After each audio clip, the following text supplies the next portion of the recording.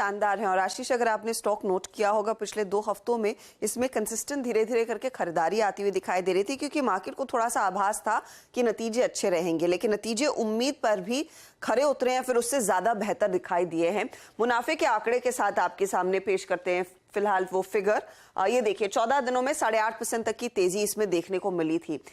1033 करोड़ के घाटे के सामने 5408 करोड़ का मुनाफा कंपनी ने पोस्ट किया है। जो बाजार एक्सपेक्ट कर रहा था वो करीब 4685 से 4700 करोड़ के मुनाफे का था, उससे कहीं बेहतर दरअसल प्रदर्शन देखने को मिला है। अब दूसरे नंबर्स पर आते हैं। जो रेवेन्यू है वो एब्सोल्युटली इन लाइन है विद एक्सपेक्टेशंस है। 1,06,000 करोड़ के रेवेन्यू का अनुमान था, 34% तक की वृद्धि देखने को मिल रही है। ये दरअसल उम्मीदों पर खरा उतरा है। एबिटा के फ्रंट पर भले ही एक्सपेक्टेशन थी 13,986 करोड़, लेकिन 13,115 करोड़ का जो एबिट आया है उसमें 58% तक की ग्रोथ वैसे भी देखने को मिल रही है।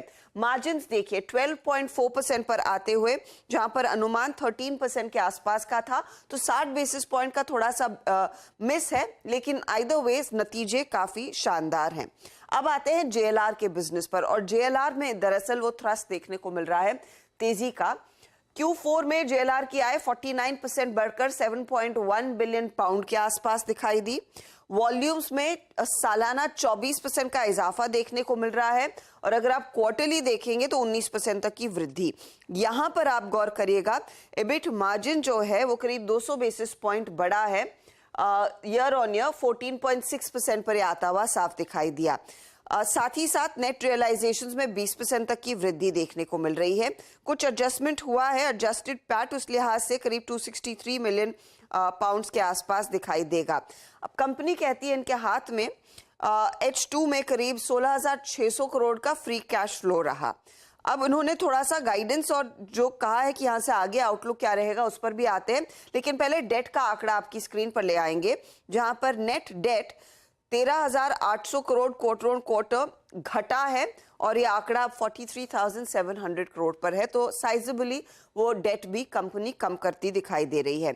मैनेजमेंट कमेंट्री में ये कह रहे हैं औसतन 6% की ग्रोथ एबिटा मार्जिन में देखने को मिलेगी।